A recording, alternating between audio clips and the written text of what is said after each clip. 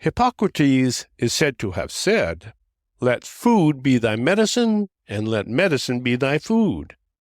What he said so long ago leads us to ask, which food makes the best medicine? Welcome to the award-winning Food Chain Radio Show with your host, Michael Olson. And now get ready for 1 hour of What's Eating What Radio. Well, hello out there. You are tuned into the 1380th edition of the Food Chain Radio Show and podcast.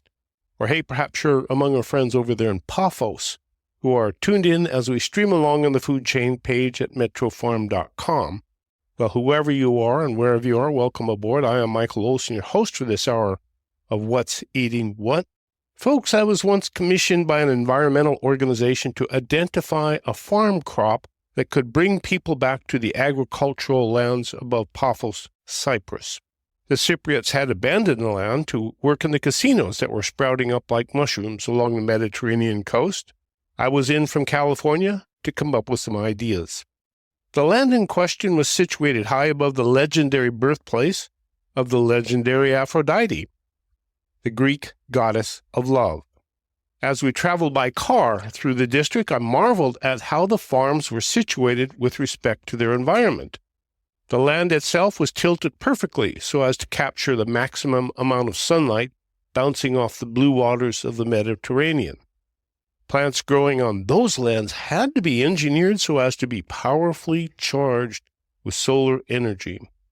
Sure enough, when we stepped out of the air-conditioned car, the fragrance of wild herbs simply overwhelmed the senses. There's the crop, I thought. But what could one do to the crop to make it valuable enough to bring people back to the land? Today, I sit with the perfect people to ask that question. They are Carin Fortin and Delmar McComb, owners and farmers at Blossoms Biodynamic Farm in Corralitos, California. Welcome. Carin, you first. Hello. Good morning. Hello, Good. And thank you for Delmar? having us. Thank you, Michael. It's good to be here. You know, I just learned that I've had a long relationship with Delmar, at least, because he was a victim of my book, Metro Farm, and a long time ago. Yeah, I think in the mid-'90s, I checked it out of the library. I lived in La Honda at the time and started reading it and got very inspired by the stories of people. You know, it's really the stories of people, isn't it? Yes, that make it fun. Now you're the story, just like that. So happy to have you both here. So I thought about titling this segment of the food chain, Lotions, Potions, and Notions. Would that be fair enough? I think that's an aspect of what we're doing, but I think if you see as potions as medicine, not just for the skin, also for the soul, and that they made with plant beings and come from the land and connects people to the land, then I would say yes. Good. Delmar? I completely agree. Yeah, a very holistic lotion, potion, notion farm we are. Good. All right. Well, tell us a little bit about Blossoms Biodynamic Farm. Let's start there. Delmar? We, well, Carin and I met about... Was it love at first sight?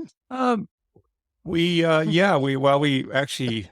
Should I tell the story? Yeah, please go. Our first date was in a brew pub in Mountain View, I believe, and we met online. So that was our first in-person meeting. But I had a kind of a small homestead garden at the time in Bonnie Doon, and Carin had just come out to California from the East Coast, and had discovered Esalen, and then was working with permaculture folks in Berkeley, Oakland. So I was interested in biodynamics probably for the last 33 years. So what is it that caught your attention first about biodynamics? And then Carin. Yeah. Well, here's a little vignette. I went to my science degrees in horticulture, and I was working at a private estate in Woodside, California. And we had to contract some work out. And the contractor said, we were talking about gardens, and he said, you need to get away from this reductionist NPK thinking. you should read a book called Secrets of the Soil, which was is still a good read by Tompkins and Bird.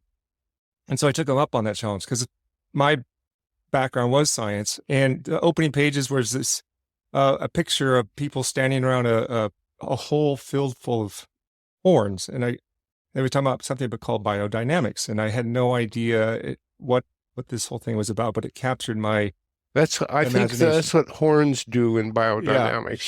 Yeah. When you see the horns, you got to go, what is this? That's right. So it's like a horn could be looked at as an antenna in some ways, and that antenna brought in ideas into my head that I thought, wow, this is worth exploring. Mm-hmm. So, and just to fast forward, I became interested.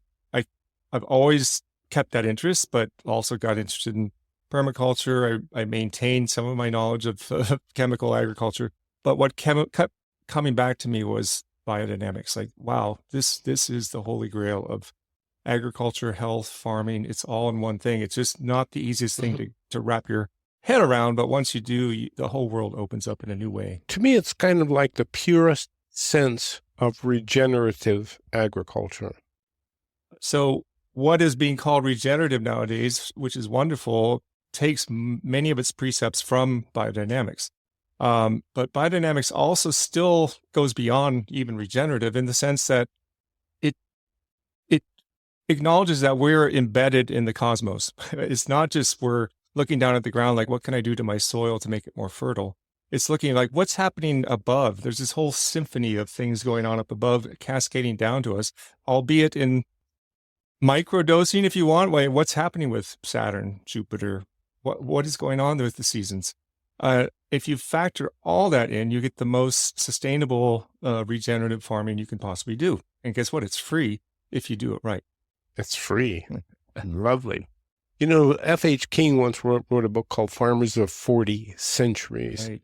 I suspect those farmers of 40 centuries were pretty intuitive biodynamic farmers when it gets right down to it. Yeah.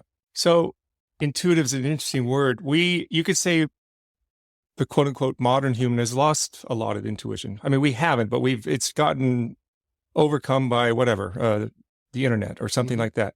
So biodynamics doesn't seek to go backwards. It actually says, hey, we still have these capacities to be intuitive, but we have to develop them in an objective way. And we can do that through certain practices and certain knowledge. And we can create a whole new paradigm for the world in going forward, not trying to go backwards. Well, there's been so much talk about green lately, last couple decades maybe. But I always thought it should start with brown in the soil. Right. Yeah. No, everything. I mean, we have a friend who does a study of the soil. You can actually join this group. You stick a shovel in the soil weekly for a whole year and take the soil out and look at it. And it's remarkable how it changes, just that same patch of soil throughout the year, just through the seasons. But imagine with cultural practices, how you can influence the soil by adding in organic matter, fertility, and the worms come, microbes come, the vitality comes, and then the health of people come, and the plants and the animals. All wrapped up into one. All wrapped up into one. It's a dirty job. And how did you come to, what do you grow on Apple or on Blossom's Biodynamic Farm? Yeah, it's besides people. It's a mouthful. And life and everything else. Yeah, right? Well, that is part of our mission is to educate. But we grow a huge variety of both medicinal and culinary herbs. We also have a relatively new vegetable and strawberry aspect of our farm. We have a smaller component of animals, cows, sheep, goats, chickens, ducks. So yeah, it's kind of, in a certain sense, like an old-fashioned family farm, but it's looked at as a whole organism where you're trying to create what the farm needs from within itself to the extent possible. So you're not just buying stuff in from the outside. My grandfather's farm was like that near Belfry, Montana. It was pretty much self-enclosed. He did go out and buy a few things, but we had all of the animals that you can possibly imagine a farm would have. And we didn't buy any pesticides or anything. So it was kind of like that. Yeah, there's this notion. In fact, we could probably get into it. There was just I'm afraid of that. A very recent article in the New York Times about the future of farming is more industrialization and more factory farming. That is the only way we're going to survive. Needless to say, I couldn't disagree more. And that part of the article said, well, there's this romantic notion of going backwards to grandpa's farm. And that's a complete misunderstanding of what biodynamics is trying to do. And really having animals as a farm component is absolutely essential. Mm-hmm. You know, we separate things out. We love to specialize. Okay, we put animals in feedlots, and then you have this tremendous waste product called manure. You don't know what to do with it, and it pollutes the groundwater. If you reintegrate things, you can do this at scale and create truly healthy ecosystems so that farming is not destructive. It's actually regenerative. I think from my observation, it appears that agriculture is going in two directions: very, very big, very, very small. And big do commodities. Yeah. But who the heck wants to eat commodities? It gets right down to it. So small, food and medicine. So what is the relationship between your food crops and your medicine crops? Or are they both the same? Your food is your medicine and your medicine is your food. First, the food. You have animals, you have strawberries, you have plants like that are food, that you eat them as food, think of them as food. Then you have the herbs that you don't eat as food, but you consume them as medicine. Carin? Well, it's when people come to the farmers market and they see our banner and there's a cow in Blossom's Farms logo. And I was like, well, so what are you selling? You're selling dairy or do you have meat? And it's like, no, we are actually an herb farm. But why is there a cow in there? It's like, well, the cow is the most beautiful animal that delivers and contributes by her soulness, by her presence, the manure that we need to grow these amazing herbs. And so what Delmar said, like, there's a fourfoldedness. There's the four elements that are in our bodies. There's the four elements on the farm. There's the soil, the plants, the animals, and the human beings. So it's a complete picture that we work with. And so you can say the plant, regardless if it's a medicinal plant or a food plant is medicinal, and you can eat most medicinal plants as well, with exceptions, obviously. Our skincare is edible. And so the idea is like that we think food is a certain thing and everything else is something else, is just not thinking as food being nourishing more than just the body. And I think how our farm would like to see ourselves as we are healing with food. We're healing with food, like you would say with strawberries, with conventional food, but we're also healing through the skin with skin food, or we're healing the soul with essential oil sprays. There's so many ways of healing. My goodness, this is like going to church almost, because we're talking about feeding the body and we're talking about feeding the soul with food. Now, that's one thing it's hard to do on a large-scale farm that grows commodities. This is the Food Chain Radio program. Michael Olson. Today we're talking with the folks from Blossom's Organic Farm, Delmar and Carin, and you. Do stay tuned. When we come back, we're going to get into these medicinal herbs. Hi, folks. Warren Knox here of Knox Roofing. I thought I'd share a few statistics with you. Do you know how long a frog can hold its breath? 4 minutes. Do you know how many nails the average roof requires? 7,000. What's the percentage of roofing companies that will be out of business after they've installed a roof? 80%. Here at Knox Roofing, we're still going strong, exceeding 15,000 homes now. Give us a call here at Knox Roofing at 461-0634. Thanks, folks. Please continue to hold, and he will answer your call in the order in which it was received. That won't happen at Low Cost Air. When you dial 800-704-1662, a real person answers and helps you find the best airfares, foreign and domestic. Your choice. Please continue to hold, and or a real person. Low Cost Air, 800-704-1662. Low Cost Air, 800-704-1662. Cannabis is one of nature's most beneficial plants. Hello, I'm Jenna. Treehouse Dispensary, we use information about cannabis to build community. Listen to Carly. Thanks, Jenna. For those who wake up in the middle of the night, Treehouse suggests a THC CBN chocolate edible blend like Sleepy Time from Sensi Chew. Sleep the night away. For answers to your cannabis questions, ask your friends at Treehouse Dispensary, 3651 Soquel Drive in Soquel, or ourtreehouse.io. I'm proud to have served this country. Helping veterans is something all Americans can participate in, and it's as simple as donating an old car that you have sitting around. Call the Veteran Car Donation Program right now. They'll come and pick your car up for free, and you'll get a tax deduction in the process. Call 800-640-9509. 800-640-9509. 800-640-9509. Thank you. About that first impression. Hi, this is Bettina McBee from Bettina's Buzz on SantaCruzVoice.com. And that first impression is my business card created by Dynamic Press. It is my favorite business card. It gets everybody's attention right away. If you want to make a good first impression, get your business cards and any printed media at Dynamic Press. And tell Angelo Bettina sent you. When you need help escaping from an abusive relationship, call on the Angel. Hello, I am attorney Angel Hess, and I am ready to help you. Whether you or a loved one needs legal protection from an abusive spouse, cohabitant, or neighbor, I will help you. I have over 7 years' experience working as a lawyer protecting others from abusive relationships. Stop the abuse now. Call on the Angel, attorney Angel L. Hess at santacruzlegal.net. Let's go back for more of What's Eating What on the Food Chain with Michael Olson.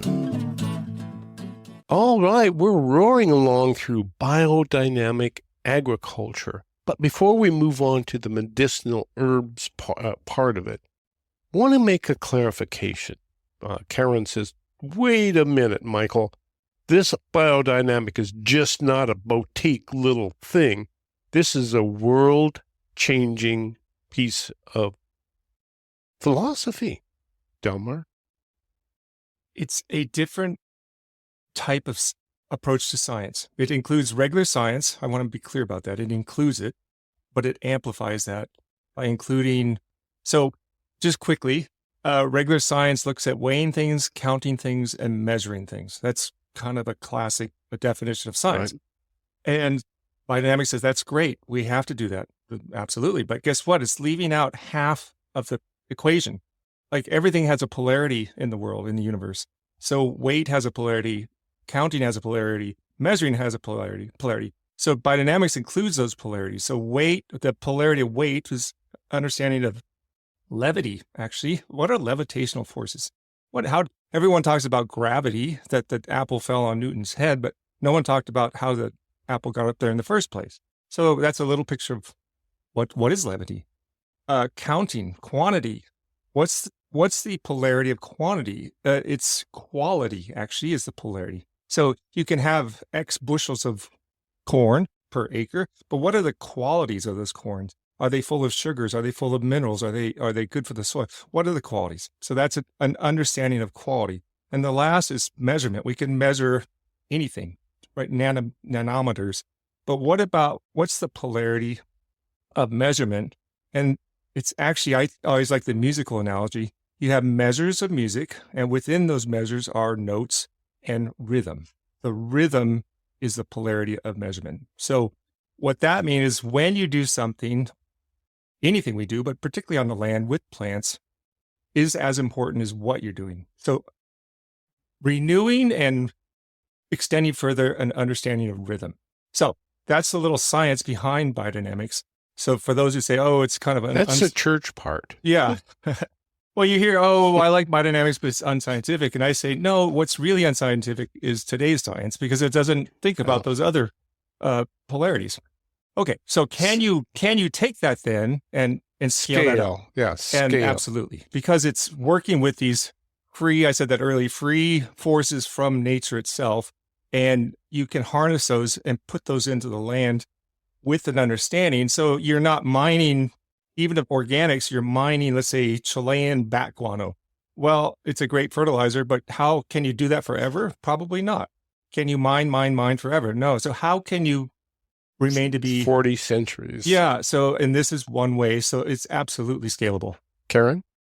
And it's also important to understand that if you look at the world right now, and we have thousands and thousands of acres of monocrop cultures, and that is not the future. And you mentioned feeding people with commodities, like what does that do to people? So when we say biodynamics is scale, you can scale up biodynamics, then we're not talking about large scale monocultures. Then we're actually talking about replacing these monocultures with farm individualities, with systems, with ecosystems where people are still involved in. Mm-hmm. Now, I recently interviewed a gal who grows flowers for the farmer's market, and she's very adamant about biodynamics. But I asked her, why? I mean, it's a flower. It's a flower. You just get a flower at the supermarket, and there's a flower on the table. But she said, no. And so you're doing the same thing with medicinal herbs. Yes. What is the impact of an herb? What impact does biodynamics have on the character of an herb plant? There's many levels to this. You can say one impact, for example, that when you grow a medicinal plant locally, you can say then it has a different impact on your immune system. And that's has nothing to do with biodynamics, but it has to do with locally growing your crops, either food crops or medicinal crops.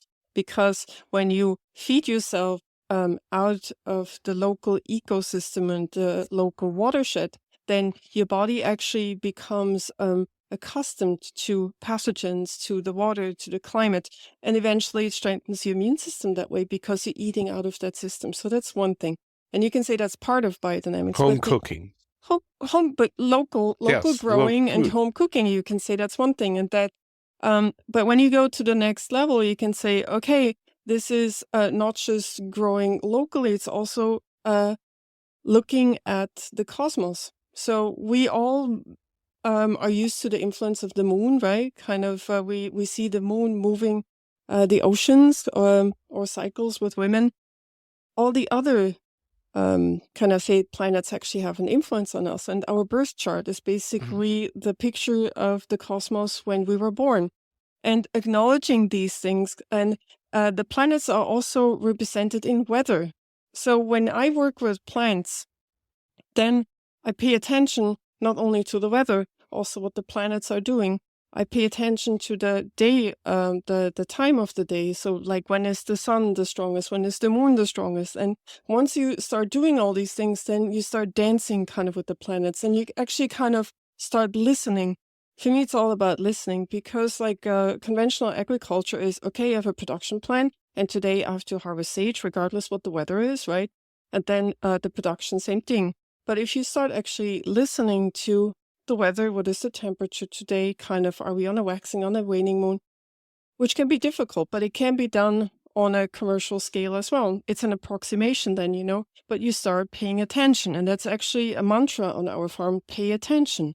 It's about these beautiful relationships. It's about the relationship from the soil to the plant to the animal, and us with all the kingdoms. And once you pay attention to these things, then you actually see the relationship between the planets in your body. So your gallbladder connected to Mars, or your Venus being connected to your kidney. And actually in medieval times, you would consult the stars before you were doing surgery for a reason, because those stars have an influence on our body. But we lost all those things. In listening to you, it sounds to me like you're having fun. Oh, totally. Well, this is personal, but like before I started farming biodynamically, I really felt lost in life. I saw the beauty around myself. I was fighting for the environment. I didn't want to be a white human being because I felt shame what we're doing with the environment. And when I started farming biodynamically, and also which is based in anthroposophy, and we can talk another time about that, but I felt like it's a spiritual farming. And I felt like connected to the other kingdoms, and you can say to nature, in a way that I am part of it and I have a huge responsibility. I'm not looking down on nature. I'm actually embedded in nature, but I have a free will and I have freedom as a human being, what nature doesn't have. But we have to basically take nature by the hand, and we have such a huge responsibility. But once we start doing that, it reveals itself to us. It's so beautiful. It's infinite, the beauty that is revealed, like by working with animals, by working with plants, by working with the soil, when you start paying attention. You know, recently I had the opportunity to visit your farm and walk through the garden. And as I did, I would reach down and grab a leaf, steal one, and rub it between my fingers and then hold it up to my nose. And they're very powerful, greasy leaves. I mean, there's zoom. Is all of that finds its way into the power, the potency of the herb? So conventional farming and even organic farming, it tends to have an overemphasis on fertility that's based, actually centered around water. So you have these fertilizers they enhance the water component of a plant, if that makes sense. So you get more pounds per acre. Let's say a butternut squash is this giant thing. Right. But the flesh is kind of, it's not so dense and it's more watery. That's one picture. Herbs are the same. You can have this plant that just grows like crazy, but it's kind of lax and it has trouble standing straight without some kind of stake. And what happens, the oils there's less oil. So absolutely, there's more concentration. There may be a bit less volume or matter, but it's more than made up for by the quality and the density and the nutrient density of the plant itself. How do you get that into your bottles? Magic. But again, it's a dance, and I would say you just know, because that's what you do. You take your medicinal herbs, and you have 100 herbs growing, various herbs, and through the years you've picked up the knowledge of how to combine them to treat various symptoms. I told you about my wife's vulnerability to asthma, and you said, okay, I have just the thing for it. What was it that you have? We talked about elecampane, which is one of my favorite herbs. It always is fun. Also, I said, pay attention to its color, like its form. Is it annual, perennial? Is it resinous? Is it, how does it grow? What soil does it like? And also to its name. So elecampane is called Inula Helenium, like after Helen of Troy. And Helen of Troy was not a happy person. And so whenever she was crying, the story goes that when the tears were falling, elecampane was growing. And elecampane helped her with her grief. And in traditional Chinese medicine, like the lungs are where grief and sadness are stored. So we know that in how we hold our body, right? If we kind of strong, then our chest is out. And if we are depressed and sad, then we hold things in our chest and our lungs. And so elecampane beautifully works on chronic conditions like asthma or bronchitis, because it works on inflammation in the lungs, but it also works, and the inula refers to the inulin that it has in the root, but also to the gut. So this beautiful relationship between the gut and the lungs. But it helps us through grief and sadness as well, because often it's not just having a cough, it's not just having a cold. Like often people, there's a reason why it shows itself through our lungs or through a cough. And it's pay attention again, yeah. How do you get that into the bottle? I know it's magic. Well, right, but tell us about your magic. Well, we talked about rhythms. So staying with elecampane, we work with the roots, and there's a fair amount of oils in the roots. And so we harvest the roots in fall and winter, and we wouldn't harvest the root like in summer or like in spring, because the beautiful flower then goes dormant, it dies, and I think Goethe once said beautifully that every stage of the plant sacrifices itself to the next stage. And so when you imagine that, like from the germinating of the seed to the beautiful flowers, leaves, and then to the flower, and then kind of dying back to the root again, we want the root in its full potential. And that means working with rhythms. So when do you harvest? You also harvest in the afternoon, because that's when the energy goes inward. And then the processing is, you know what? It's true. Yes. It really is true. It's basically working with the rhythms in nature. And So then what do you do? How do you get the roots into the bottle?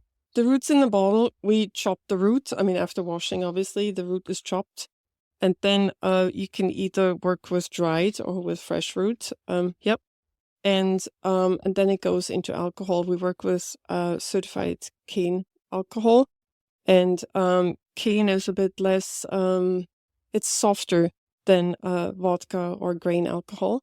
And then again, the rhythm comes in. At least you want to have it extracted in alcohol for at least a month, which is a moon cycle. Because if you look at what the moon does, it's like there's a pulling and the pushing, a pulling and the pushing. And you definitely want the moon to help you make this beautiful extract. And you talk about potions, like they're potent potions, and you can potentize them by working with these beautiful rhythms. In our culture, we love to kind of override this. We don't even think about this stuff because we want to be hit over the head with something. Just give me a pill that knocks me out or whatever. But becoming aware again of these beautiful rhythms and the power of them, they're incredibly powerful, but they're subtle, but they're constant and forever. And they're not reliant on anything other than an understanding. So that's why these medicines can be so powerful, and also how you get it in a bottle, because you're, as Carin already said, you're working with these natural, constant, 24/7 rhythms that nature is just showering down upon us. And it's so much more, we talk about healing. Again, you can take a pill and get over something. And, I've certainly had my share of pills, of painkillers or whatever, antibiotics, and they have their place. But if you really want to truly heal, you have to work with this kind of natural type of process. How many different issues do you address with your herbs when you take them to the farmer's market? I think that's infinite. And Rudolf Steiner said... That's a lot. Rudolf Steiner once said, like, if an herb is missing from your inner garden, then you or that person has to be healed with that plant.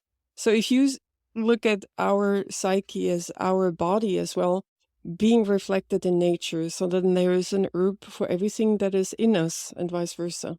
And kind of working with these relationships, there is, and we are individuals, but everything that is out in nature, that is out in us, is reflected. Wow. Okay. We're going to take a quick break, but when we come back, I want you to take us to the farmer's market, where you set up your stand and you place all of that you do in front of people, and tell us how people react, because this is something different. That this is something really different. This is the Food Chain. Michael Olson with Delmar and Carin from Blossoms Organic Biodynamic. You can earn a substantial income by farming for the city. All you need to do is take your crop to market and win the competition for the consumer dollars. There is a well-proven strategy for winning this competition. You will find it embedded in Metro Farm, the guide to growing in or near the city for the city. Port Ideas, Greg Williams. There's a tremendous amount of useful information in Metro Farm for farming in or near the city. Acres USA's Charles Walters. Metro Farm tells how to convert an opportunity into a real going concern. Every chapter is organized around the logic of practicality. For every problem needing a solution, Metro Farm offers a progression of steps arranged in sequence so the desired goal is achieved. Before you plant your seeds, pick up a copy of the Ben Franklin Book of the Year award-winning Metro Farm. Then plant your seeds and win the dollars. MetroFarm.com. MetroFarm.com. We're on the farm with Joel Salatin. Would you like to buy homemade soup, backyard chicken, and the neighbor's artisanal lunch meat? The Farm to Consumer Legal Defense Fund protects your right to acquire the food of your choice from the source of your choice. I'm Joel Salatin from Polyface Farm, and I urge you to defend the right of neighbors to engage in direct food commerce. Join today at farmtoconsumer.org, the food of your choice from the source of your choice. That's farmtoconsumer.org. Farmtoconsumer.org. Thank you. When you buy local American-grown flowers, flowers will grow and flourish in America. Hello, I'm Deborah Prinzing, author of Slow Flowers for certified American-grown flowers. When you buy local flowers, you're helping our country's family farms reduce the transportation footprint of flowers and enjoy fresher, longer-lasting bouquets. So please, next time you shop for flowers, think local. Think certified American-grown flowers. Visit AmericanGrownFlowers.org to learn more. History buffs. This tale from Michael Olson's Tales from a Tin Can took place aboard the USS Dale during the opening moments 7 December 1941. As we left our berth and got underway, the deck force was still engaged in getting ready for combat. Fuller had the job of clearing the deck of all the wooden objects that had collected in port, so Fuller was making his way aft, just tossing stuff like a madman, when he came to the ice cream freeze. Before he could toss it over the side, one of the guys said, "Hey, wait a minute!" In a matter of seconds, the lock was broken and the ice cream distributed among the crew. So, what you saw that morning was the USS Dale steaming hell-bent out to the channel while the guys back aft were standing by their guns, eating ice cream and watching World War II break out all around. Tales from a Tin Can contains 424 tales by 44 sailors aboard the USS Dale, from Pearl Harbor to Tokyo Bay. Order your Father's Day copy at talesfromatincan.com. That's talesfromatincan.com. So much to say, so little time to say it on the food chain with Michael Olson. Well, that's for sure. We're talking biodynamic farming, and we're talking biodynamic living with Carin Fortin Delmar McComb, owners and farmers of Blossoms Biodynamic Farm in Corralitos, California. Well, okay, so we have these wonderful products, complements of Carin and Delmar, and nature amplified. And that's really what biodynamics is, it seems, is amplifying the processes of nature. And you take those forces and you put them in bottles, and you take them to the farmer's market. And what is the reaction of people? I know because I'm one of them,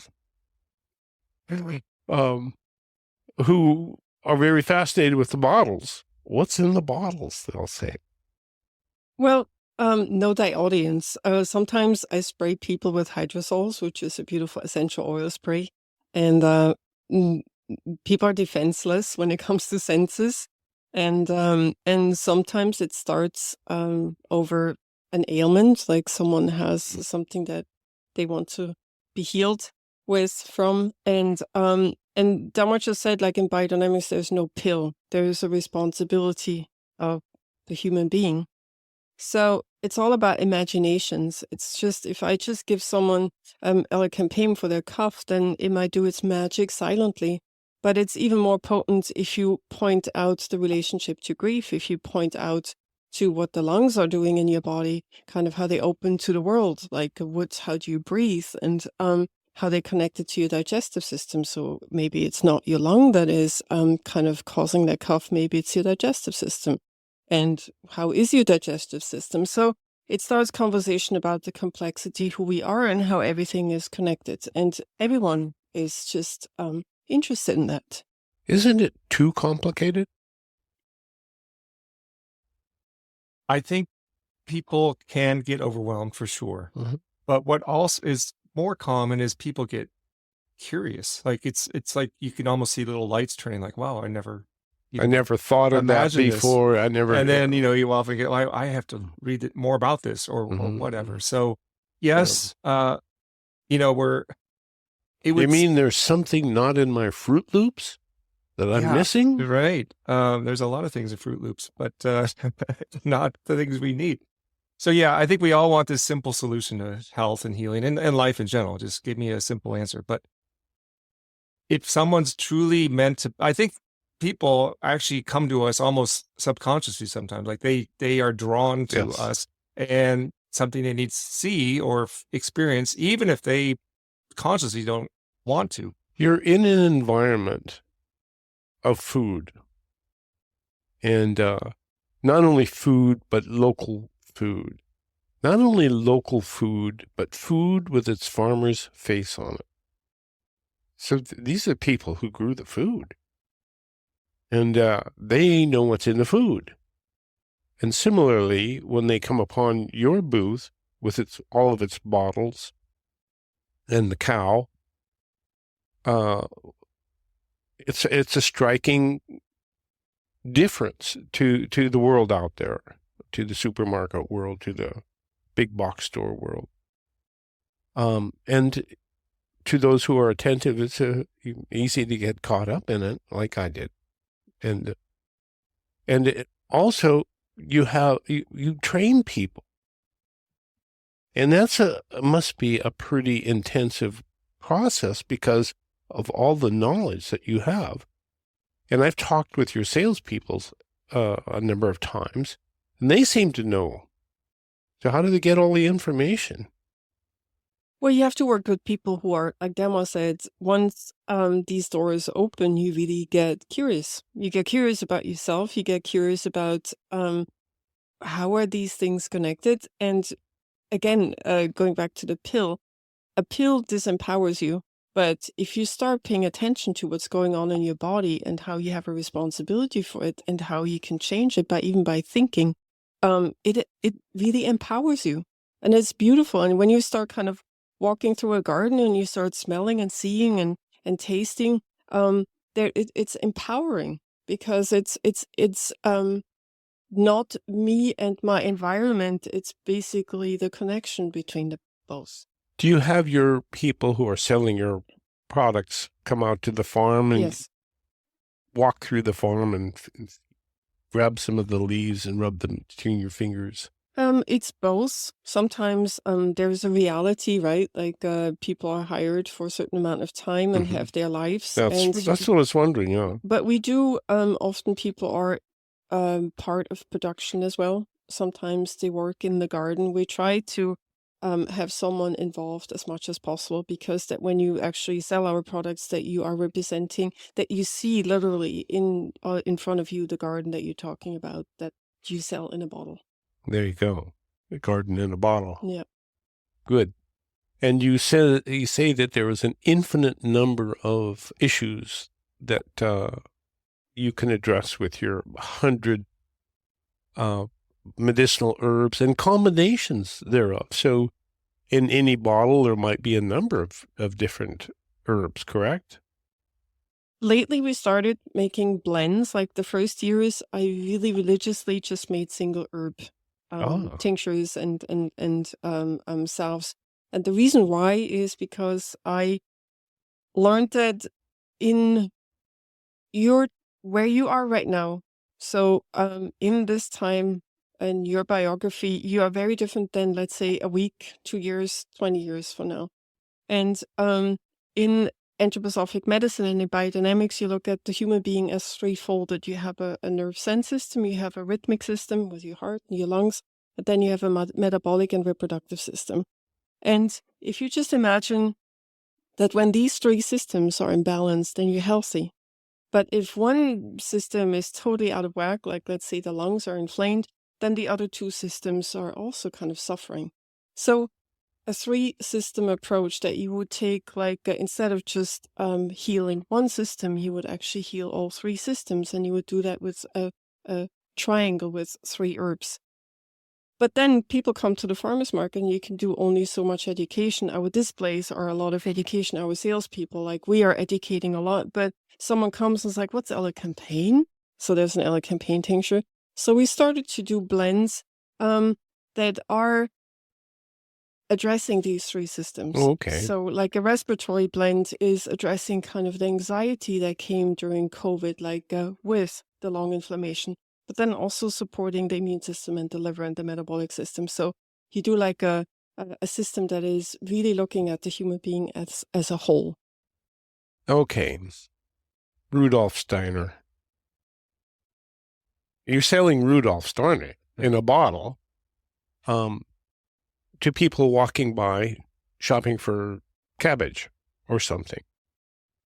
And when they walk by your booth and you capture their eye, what do you say to them? You got to have some kind of something you pitch them to capture their attention.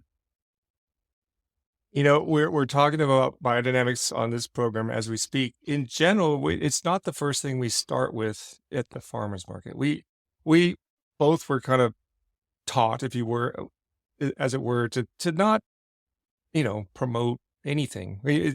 We're promoting a vision, but we prefer people to ask, like, what is this biodynamic stuff? Who is Rudolf Steiner? Then you can have a conversation. But we never want to impose anything on people. So. But then that leads to another approach that Carin wants to. Well, I think we often use in biodynamic farming the saying "spirit never without matter" and "matter never without spirit," and that is a saying that I use a lot, with farmers markets customers, is because it's not just that this is a commodity or just substance. So there's energy. Like when you talk about dosage, for example, it's not a matter of quantity. You can drink the whole bottle and it doesn't do more than if you take 2 drops. And so all these incidents or these occasions kind of lead to further conversations. What did Rudolf Steiner do to overturn our thinking about all of this? Wow, that is a big question. Huh. I mean, I was not going to ask it, but I can't. Yeah. So he died 100 years ago, almost exactly, in 1925. So he was alive at the beginning of the last century and the late 1800s. His work covered every aspect of human existence. It was education, medicine, architecture, new art of eurythmy, agriculture, etc. So, for example, the biodynamic lectures came right towards the end of his life in 1924, and he'd been pestered, if you will, to give these lectures. Like, can you tell us something about farming? And he was an esotericist, a scientist, a philosopher. He edited Goethe's scientific papers when he was a man in his 20s, a completely brilliant savant. Some would say, I would say, completely a clairvoyant kind of master, because of so many things he said at the time were laughed at. And then now today's science has proven them to be true. So he is someone that should be listened to and is still being discovered today. Economics is another one. Like, what did he say about economics? And he had a lot to say. And are we doing any of that in this world? No. And look at our world. So, back to agriculture, he finally said, okay, I will give these indications of what I think has to happen. Because what farmers were seeing even 100 plus years ago, at the very beginning of chemical agriculture, was a decrease in fertility of animals. The land was getting worse and worse already. This is 100 plus years ago. So he gave these indications of biodynamic farming. And that gave rise to modern day organic farming. But organic farming kind of took the holistic part of biodynamics and said, let's leave the cosmic part out because that's just a little too strange. Let's leave God out of the picture. Well, but there's it doesn't have to be God. It just there's forces in the world streaming to us. So, but here we are 100 years later, and look at the world. It's complete chaos. And yet Steiner still hasn't really been taken up by the masses. So we kind of sometimes will say, there's really not too many other places to turn anymore. Maybe we should start listening to what this person said, because so much of what he did say has been proven to be valid and worth exploring. So that's kind of where we're at. And all of this is in the bottles. And you stand there in front of all of these people drifting by and smile. And I notice that more and more and more people seem to stop by. I'm being a farmer's market nut. I watch people in the booths and whatnot. And I notice more and more people starting to stop and ask questions. Well, just interrupt Carin, because Karin's, you've heard her paint pictures of Ella Campaign, for example. Yes. And she'll spend the time with people. Yep. And so she's developed this following, and it's spreading. And guess what? It often very much helps people. So anyway, go ahead. Well, I think that's one thing, starting a conversation and asking questions. And then the word is out, because if something works, there's accountability, which is no longer out there in the world. You buy something for 99 cents that was made in China and it doesn't work and you throw it out, right? There's no accountability anymore. If your product works, the community talks and people come back. So I think we've been around for... Farmers market being the perfect word of mouth. Yes. Place, yeah. Yes, and food with its farmer's face on it. Food with a farmer's face on it. And it really helps, for example, at the Live Oak Market, that our apothecary, we call it, is right next to the vegetables. And I always point out, food is medicine, medicine is food. It's like, oh, really? And then they realize that actually there can be one farm individuality, and that is actually that their skincare is food for their body as much as the cabbage that they buy. How can people tune in to you and Biodynamics? We do have a newsletter. If you go to our website, blossomsfarm.com, on the homepage, you can scroll down and sign up to our newsletter. We're on Facebook and social media, and those are also on our website. And anywhere in the world. Anywhere in the world. Like we do have 3,500 people on our newsletter, like in Sweden and Japan, you name it. And we do give workshops. And by the end of the year, through a newsletter and on social media, we will announce our workshops. We also have a nonprofit, millefolium.org, which is the Latin name of Achillea millefolium as yarrow. And so we have a nonprofit that is about 2 years now. And that is really taking off, and we will have a whole range of educational offerings there as well. And what do I forget, Delmar? Well, you've already mentioned the farmers markets, but yes. In Santa Cruz, the West Side farmers market on Saturdays, the Cabrillo market on Saturdays, the Live Oak on Sundays. So for our audience in Ushuaia, yes, Tierra del Fuego, Blossoms Biodynamic Farm. No, just blossomsfarm.com. Blossomsfarm.com. And you can shop online. And you can follow us too. There it is. Carin Fortin and Delmar McComb. I figured that this show would be a lot of fun doing, and it really is. And for those of us who would like to get involved, just tune in. That's all you have to do, right? Tune in, and next year we'll have volunteers days again, like Friday morning from 8 till 12, and you can have your hands in the dirt and harvest with us. There you go. Beyond anything, put your hands in the soil. You've been listening to the award-winning Food Chain Radio Show with Michael Olson. And if your friends missed the show, tell them to log on the Food Chain page at metrofarm.com for a listen. Now, go out and find some food with its farmer's face on it and live.